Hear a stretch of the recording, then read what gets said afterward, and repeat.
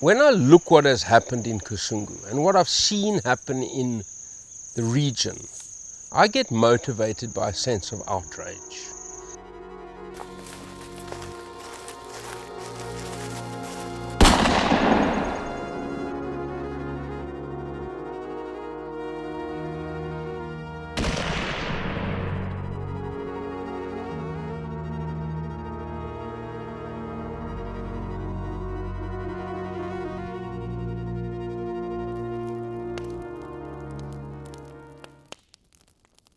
My name is Labuschagne.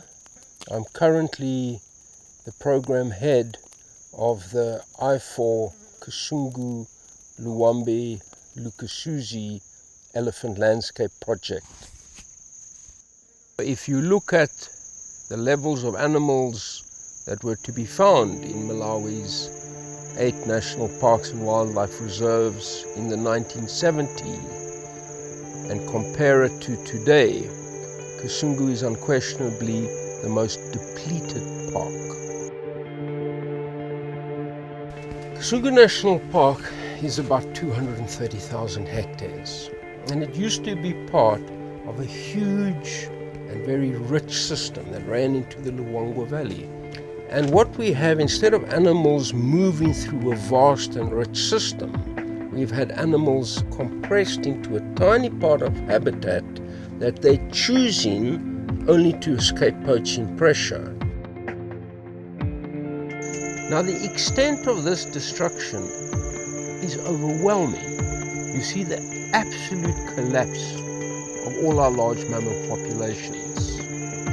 Elephants declining from 1,200 to 46. Buffalo declining from over 1,000 to about 60.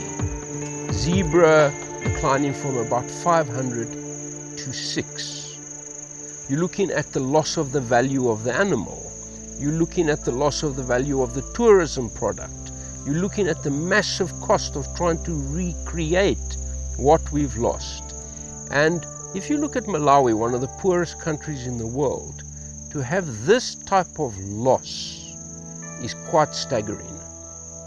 And that is just in economic terms. If you look at the extent of the suffering of the animals, the extent of the cruelty, that too is overwhelming.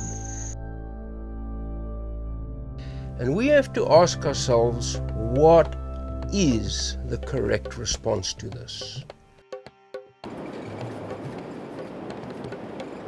Are we actually going to have what it takes to address this problem and confront the people that are taking the value from this park, from the natural system, and from the people of Malawi?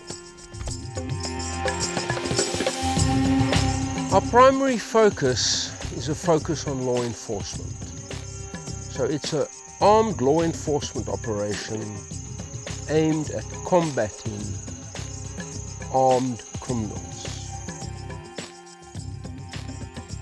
One of our huge problems in Kasungu that is actually prevalent and rampant throughout sub-Saharan Africa is your corrupt ranger force. So a lot of our rangers currently in Kasungu are either colluding with poachers or actively involved in poaching. People often ask me how many officers are needed in the park. And the correct answer to that is how many officers can you properly train, equip, monitor, motivate, evaluate, and deploy.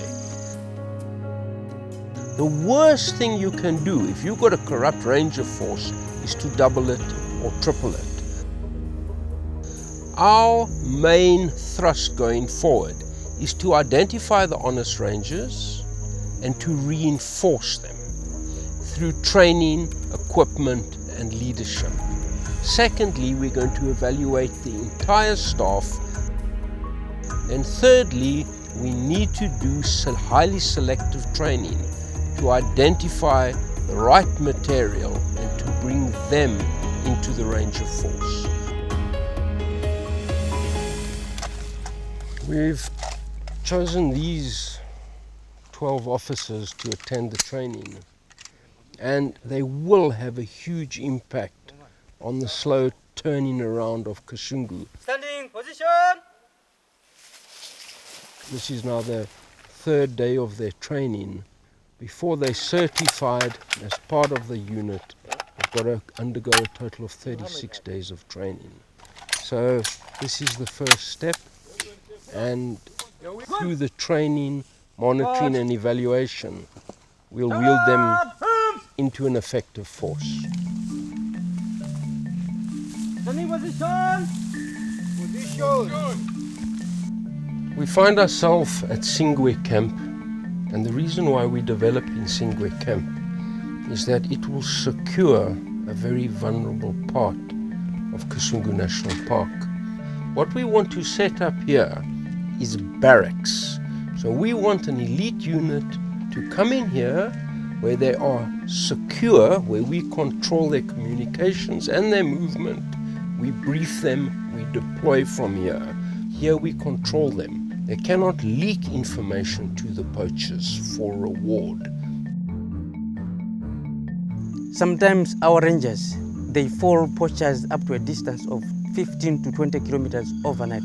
The food that we are preparing, they will give them energy to follow poachers wherever they go. We are trying to build them to be strong so that when they are encountering those poachers, they need to be strong as well. If a poacher shoots an animal inside Kasungu National Park, our anti-poaching efforts try to track him down and bring him to justice. If he leaves the boundary of the park and he wants to trade with that ivory outside the park, that is where our intelligence and investigations focus kicks in. So this area here is all the Zambian border. And you can see that approximately 1/3 of the whole of Kasungu National Park is bordered by another country. Now, criminals will very commonly use an international boundary to move contraband from one side to another. And this is exactly why we do joint training and run joint operations, so that we can combat the criminal on both sides of the border. We started our work here in Kasungu in December 2015. And in the 4 months before we got here, a total of 4 people were convicted in court for wildlife crimes. Since we arrived and since we started our operation, we have got 54 convictions in a court of law. The fines handed down in the 4 months before we came here, they totaled 40,000 kwacha. In the 4 months since we've come here, they amount to over 2.8 million kwacha. When it comes to jail sentences handed down in a court of law, not one offender was sentenced to as much as 1 month in jail. In the 4 months since we've been here, courts have handed down a total of 364 months. There is no doubt, and the track record shows, that things can be turned around. The solutions are easy and they're straightforward. The difficulty is implementing them in a hostile environment. And we're ready for that. That is why we're here without running water and electricity. That is why we're here taking it step by step. And that is why we have achieved the spectacular results we have. This is not a problem that's going to go away overnight. We need to be here for years to come. I look at the small core of dedicated rangers, and they have never given up. And they look to me for leadership. And I'm not going to give up on them. We're in for the long haul. A battle's only lost when one side gives up. It's not going to be us. We're going to see this thing through, and we will see change and the restoration of Kasungu to its former glory.